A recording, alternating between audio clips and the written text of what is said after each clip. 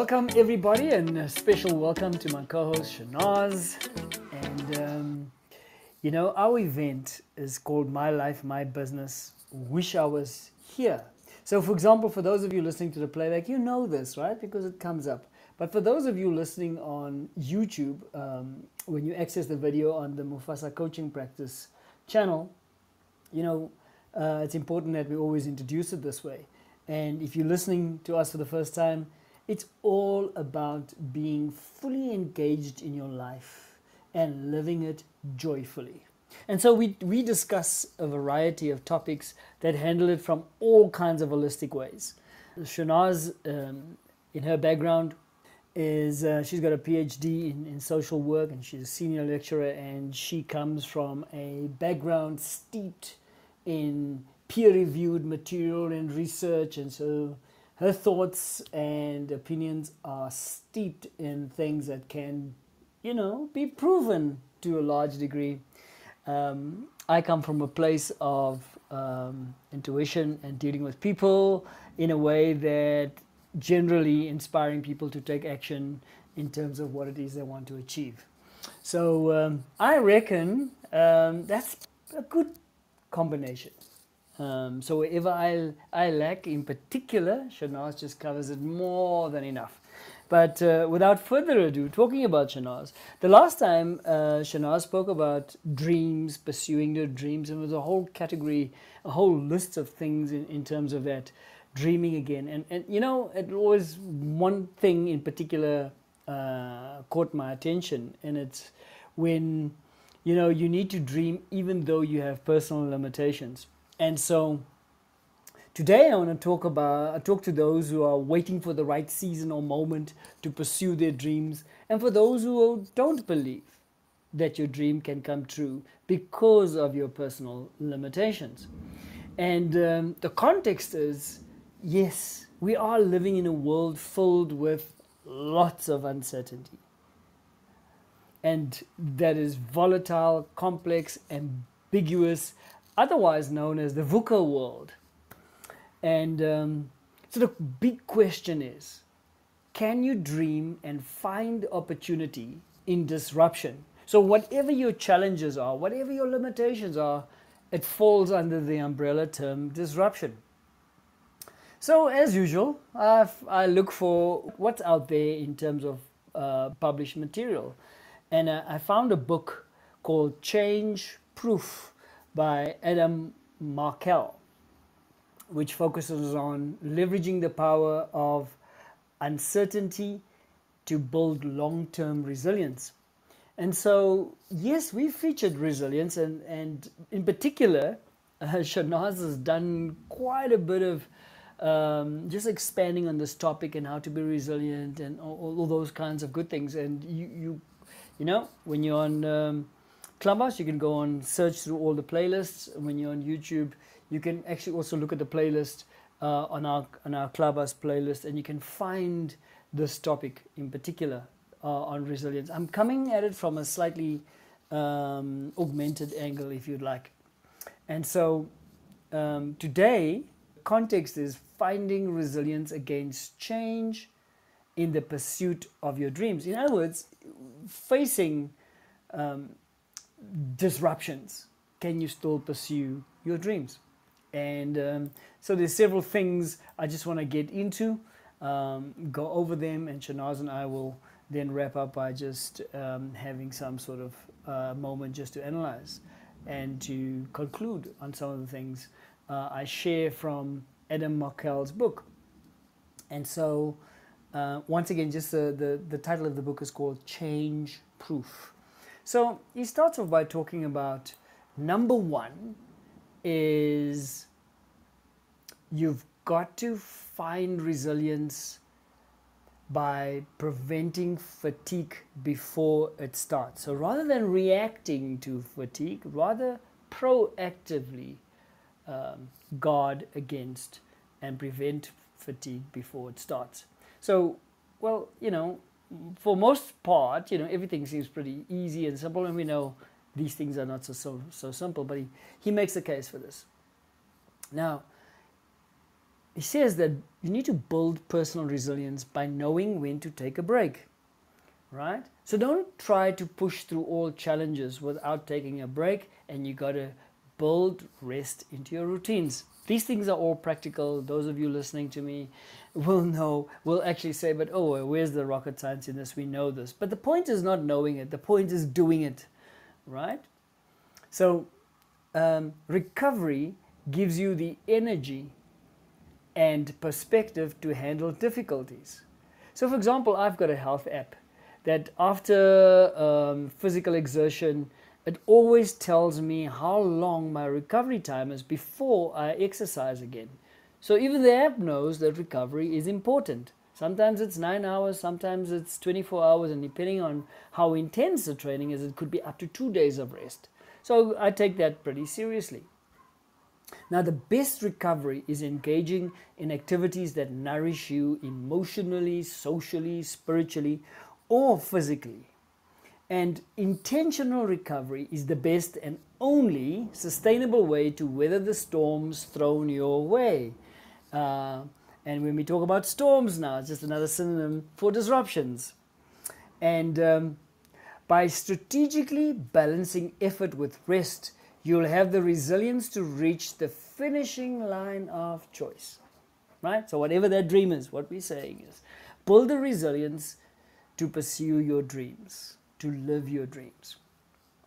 And secondly is build recovery into your rituals then. Okay, how does one do this actually practically? Well, for those of you with teeth, you brush your teeth every day, whether it's once a day, twice a day, 3 times a day, you floss them and so on. And the big question is, well, why do you brush your teeth? I mean, do you brush your teeth when suddenly you've now got cavities and issues with your gums, now you start brushing your teeth? Or do you brush your teeth every day to prevent the cavities? And you know what? For most of you, the reasonable reply will be, well, I brush my teeth, to prevent issues, to prevent or to maintain healthy gums and so forth. Fresh breath every day, that kind of thing. And really taking that example, as there are several things you need to be doing every day as preventative measures. And the recovery into your rituals include things like sleep. Sleep allows your body to repair frayed nerves and restores your cognitive ability. So sleep, whether you believe in a 7 to 8 hour duration of sleep every day, as long as it's the deep, refreshing, nourishing sleep, prioritize your sleep, right? I've heard lots of people say, well, I'm so busy, after I've achieved all my goals, I got enough time to sleep when they place me in the coffin and they bury me or cremate my body. So, some of the strategies and you know what, some of the famous people that we all follow, role model, tend to say some of these things, and we think, well, that's great. But you know what, that's not what a health professional will say. Is that sleep is important, and biologically, physiologically, it repairs us, as it says, and restores our ability to think and to lead our lives with interest and engagement. And then the basic things like exercise and nutrition provide physical vigor, and don't underestimate it. We know this, but we seem to think that, okay, no, we'll just take it in our stride. For example, things like meditation and hobbies refill mental energy. So you can't just run yourself ragged, depleting all of your reserves and think these things must just naturally be restored. They will be only if you build recovery into what you do, right? Otherwise, you end up in hospital and then you have to recover in any case. And then you have to take somebody else's orders and be in an unpleasant place just for you to recover. So while prayer connects you to the divine, social interaction connects you to others and renews your spirit. No man is an island, right? No person, for that matter. And isn't it interesting that you can renew your spirit by connecting to others as well? And in the example, like brushing your teeth every day, don't wait for desperation to set in your life before you schedule self-care. Now, practically speaking, what does this look like? So, it's interesting is that for those of us either gainfully employed or we run our own businesses and we're in some organization of some sort, is we want to keep separate calendars, one for our social lives and one for the formal life that we lead. Today, I just want to say, use one calendar so that you can see at a glance that you're living a balanced lifestyle. So build time in your calendar, the one that you're looking at the most, right? Your work calendar, for instance. And build in your calendar both recovery zones, and these are for mini de-stress breaks. And these are some of the things that Shanaaz also dealt with in quite detail, but I'm not going to regurgitate him now. But we're going to call them recovery zones, like 10-minute slots, 15-minute slots in your day. And also then longer rituals. And these longer rituals are meant for the deep, nourishing recovery that your body would require. And remember, you don't schedule the deep recovery after you exhaust it. It is before you come to that sort of state or status. So when self-care becomes a habit, you'll handle each day with energy and perspective, and unexpected demands won't deplete you, and you'll prevent burnout rather than reacting when overwhelmed. So building recovery into your rituals, be intentional, right? Schedule it, see it in your calendar. When you print that out and you have an overview of the week, you can already see what you've planned for the week. And then it only takes discipline to actually do what your calendar says, and you can put in reminders and all kinds of things like that to help you prioritize it. Remember, when it pops up and reminds you, you've already planned it, and don't let anything more urgent just obliterate that time. All right? Yes. Then cultivate good mental habits. So, thoughts and beliefs create your reality. We've also discussed this at length. So by cultivating mental habits and mindsets, you can build up the cognitive agility to handle uncertainty with grace. And so when you got to listen and become aware of your self-talk, right? And what are these things is normally they kind of pop out when difficulties arise, and so under pressure, then limiting beliefs start to flare up. So when you feel threatened, the freeze, flight, or fight parts of your brain catastrophize. And he explains this in this way. He says, you kind of think that one setback means total failure, or that one risk means complete ruin. So, you go to the extremes in your thinking, and you go to extremes in your negative expectation of your future. You mean that you think that one change means life will become miserable. So you internalize that automatic reaction as a personal failing. And that means you say things like, I can't handle this. There's no point in trying. Oh, okay. The best is for me just to give up now. So to counteract this is that you've got to intentionally revise these negative thoughts to be more constructive. Then you reframe them in terms of, well, I have to deal with the situation, but then you promise yourself, I've figured it out. And one that I particularly like is that I've overcome things like this before, right? Drawing on your historical experiences where you're still standing, you have more than just survived. And in most cases, you have thrived as long as you see it that way. And also part of your self-talk is, understand that your inner voice guides your outer reality. So those thoughts, beliefs, at the core, govern the way you feel and therefore your behavior. So understand self-talk is critical. Be aware of what you're telling yourself. At the same time, though, also be aware of the inner critic voice that tells you that you're not good enough. Separate yourself from that voice. So know that the voice that you're going to be listening to, that inner voice, the one that is constructive, the one is forward facing, the one is focused on your purpose and your vision, that's the voice you listen to, not the one that drains your energy and criticizes you, right? So then at the same time, challenge black and white thinking, the judgmental kind, right and wrong, right?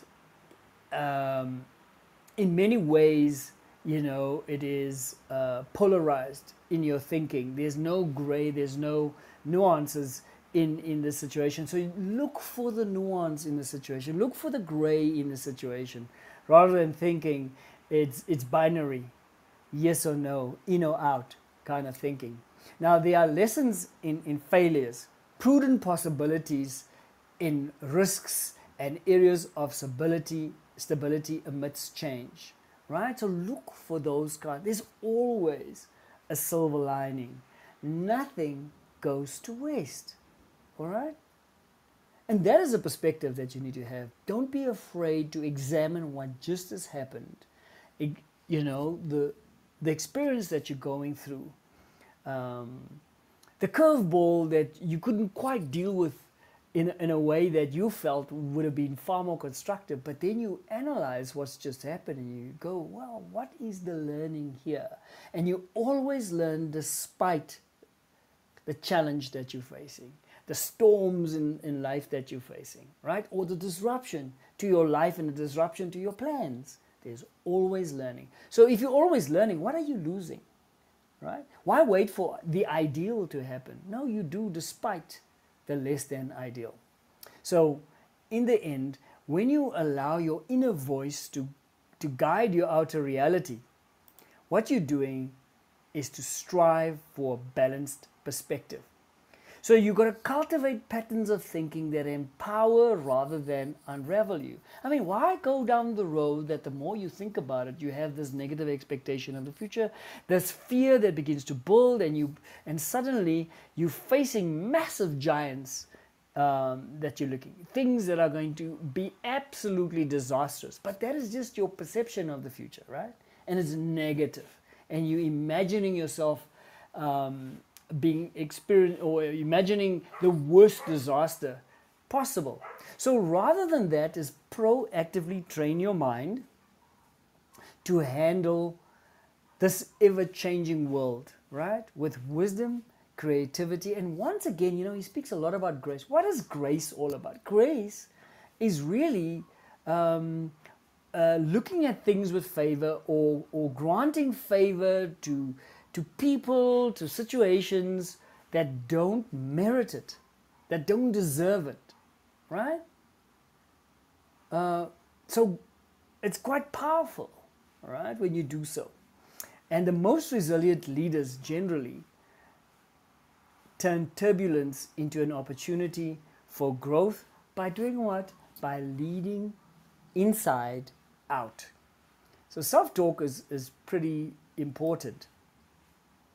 Then, from cultivating good mental habits, you take a holistic focus approach, right? And how do you do this? Well, you know what? There's some tools. There's meditation and exercise are powerful tools. And why would you want to meditate? Well, you meditate to quiet your mind because there's a lot of noise, right? Sometimes that you're allowed to build up. So you meditate to quiet the mind so that you can distinguish between the inner voice that focuses on the positive things that you want to achieve, focuses on your vision, your objectives, those things that will fulfill you, right? And obviously visions of success, right? So you quiet the mind so that you can hear quite accurately and distinguish between that positive voice from the inner critic voice. Do not listen to the inner critic voice that drains your energy and tells you that you're not prepared, that you're not good enough. And so with this heightened self-awareness, it nurtures mental flexibility and therefore also enhances emotional intelligence. You become aware of self, you become aware of how self impacts the world around you, and you also become aware of how others are showing up and impacting on you. So it also equips you with a quiet mind. It equips you with the invaluable skill of being calm. Your mind is calmed. Be calmed. And Shanaaz, during the introduction, just shared how she was drinking chamomile tea. Even though the day was busy, it said just to calm everything down, you know? And so sometimes you need something external, and we're only talking about tea, listeners. Only tea. We're not talking about anything else, but you can calm yourself down from the inside out, right? When you need it the most, right? So this will allow you to respond to any adverse situation with clarity and with grace. So the other tool, the exercise tool, it nurtures physical resilience. And so why is that important for those of you who say, no, I don't like to be active? Let me tell you something. It releases endorphins that boosts your mood. And that feel good. You just feel good. You've achieved something. And, you know, I now go to gym a little bit more regularly. And I tell you what, when you're pushing yourself beyond your limits and you get there, that sense of accomplishment, right, is wonderful. But when it floods your system, it also reduces anxiety. And therefore, an active body improves emotional regulation, helping you remain calm and focused when you're stressed. So, in combination, follow a healthy diet. Okay? Now, I'm not going to spend too much time on this. Just a balanced diet which is rich in vitamins, minerals, and antioxidants can and will enhance the body's ability to cope with stress and maintain a robust immune system, which is really a vital component of resilience. So take this holistic focus on your mind and on your body. We started this year with Shanaaz talking about setting mental and social health goals. So important. And then I want to introduce just briefly a model in terms of, in the moment, how do you deal with situations that you feel are the curveballs, are the situations that you feel out of control of and you think it might be disastrous. So there's a framework that he introduces. He calls it pause, ask, and choose. Once again, the things that we know is used specifically, of course, when you find yourself out of your depth, right? So, and when you face potential unknowns, number one, you pause and you slow down. Slow down, right? Deliberately pause and slow down. Take a few breaths. And I tell you what, in one of our previous publications, Shanaaz even showed us a 5 senses approach to just, getting out of your mind and calming yourself down. I think it was to do with the 5 senses is, okay, what are the five things that you see in your environment? What are the 4 things that you feel? What are the 3 things that you hear? The 2 things that you feel? And what is the one thing that you can taste, right? Just to become more present. And when you do so, you do it with appreciation. And you can also, there's several breathing exercises. We like to call it 4-4-6. Others call it a variety of different things. But the book refers to a 3-4-3 way of breathing, which is breathe in on 3 counts. Question: is the change you are facing something you can control or only influence your response to? What options exist moving forward? What could this circumstance allow you to create or learn, and how can you grow from this? And then you make a deliberate choice, right? Consciously decide on what the options are and select one.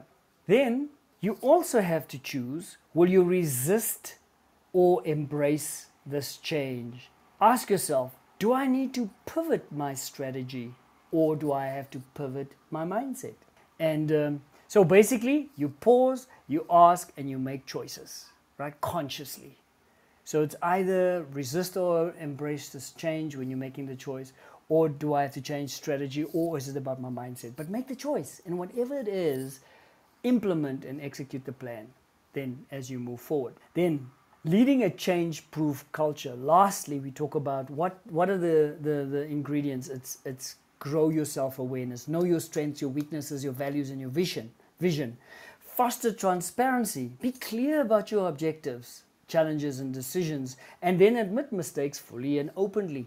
Lead by example in your resilience practices, which means you got to it's like have accountability with somebody, right? To take time for recovery, refocus your thoughts and regulate your emotions, and also lead with spirit, meaning stay connected to humanity, to people in all that you do, and treat yourself and people and others with compassion. And so, in conclusion, the future belongs to the resilient. Adapt quickly, stay focused on your dream, and care for people during difficult times. Thank you. I was talking to the students last week about we are just giving an example about how they are needing, as first years, they are needing to adapt to university life and everything, and how that kind of creates a change. And if they don't adapt, and not able to deal with it, then there'll be challenges. So I just kind of realizing how important this is, because in a sense, we are constantly changing. So, and if you're not adapting to the constantly changing environment, then it makes it, you're actually going to make it very difficult for yourself. And I often think that we don't realize um, how often, or not how often, I don't think that we realize that we are changing, growing people as well as society. And I find that even in higher education, we struggle to quickly adapt to what is new and emerging in our environment, in other words. So resilience is absolutely key then. And just to sum it up, thank you for that, Shanaaz, is that dare to dream, and then protect that dream by working on your inner world. The healthier that inner voices that you have, and you keep a perspective of your inner world that supports where you want to be, then you make the kind of choices that gives you longevity and stamina to keep going and to actually begin to celebrate the gains you are making towards that which is a dream that you've set for yourself. And yes, it is about setting the destination for direction, but it's about the journey towards that destination that energizes us every single day. So thank you, everyone, for listening to this. Thank you, Shanaaz. Thank you, Julia. And yes, until next week, we hope you live a life present, focused on achieving the goals that you set for yourself, not just daily for the week, but the big, hairy, audacious ones that you've often thought is not possible because circumstances are not right. We say circumstances will never be right because change is constant. Yes, thank you so much. It leaves me with lots to think about. And yeah, it was just important. I think especially at this time of the year. It's sort of we just coming out of like the new year, and we like this is the time where we like have given up on some of the goals that we've started off the year with. So it's actually the right time. So to kind of like no continue with that thought. So Yeah. thank you very much. That's really helpful. Thanks. Excellent. All Thank you. right. Bye for now. See you next Bye. week. Bye.